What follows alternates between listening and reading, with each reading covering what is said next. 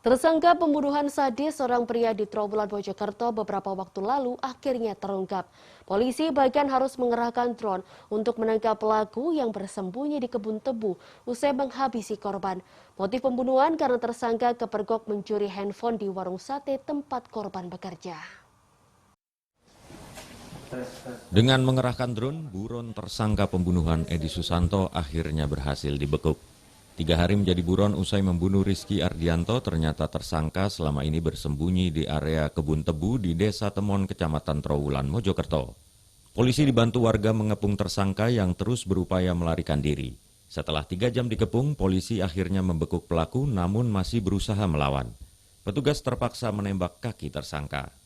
Keberadaan tersangka diketahui setelah menerima informasi jika beberapa perajin batu bata merah sering kehilangan makanan dan sepeda motor korban ditemukan di rumah salah satu warga setempat. Lokasi persembunyian tersangka tidak jauh dari lokasi pembunuhan.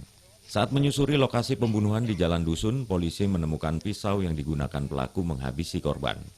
Menurut polisi, pembunuhan berawal saat pelaku kepergok mencuri handphone di warung sate tempat korban bekerja. Pemilik warung dan korban lalu mendatangi kamar kos tersangka dan menemukan handphone tersebut. Keduanya meminta pelaku untuk mengembalikan dan memperbaiki handphone karena sudah dalam keadaan dibongkar. Akhirnya tersangka berboncengan sepeda motor dengan korban. Tersangka meminta diantar ke kerabatnya untuk meminjam uang untuk memperbaiki handphone. Namun justru diarahkan ke tempat sepi dan pelaku berusaha kabur hingga menjadi kejar-kejaran dan perkelahian. Tersangka kemudian mengeluarkan pisau yang telah disiapkan dan menusuk korban hingga tewas. Di saat tersangka diantar oleh putra dari pemilik handphone, yaitu adalah korban di sini, pada saat berhenti kendaraan bermotor tersebut yang dibawa oleh korban, tersangka lari. Nah, dalam proses pengejaran ini tertangkaplah si tersangka dengan korban dan akhirnya terjadi perkelahian karena memang senjata ini sudah disiapkan ataupun pisau belati ini sudah disiapkan oleh tersangka. Terjadilah penusukan tepat ke arah jantung korban. Tersangka mengaku tidak sengaja membunuh korban. Selain karena panik, pisau sengaja dibawa untuk berjaga-jaga jika dikeroyok massa. Menyiapkan senjata ini dan akhirnya membunuh dari korban.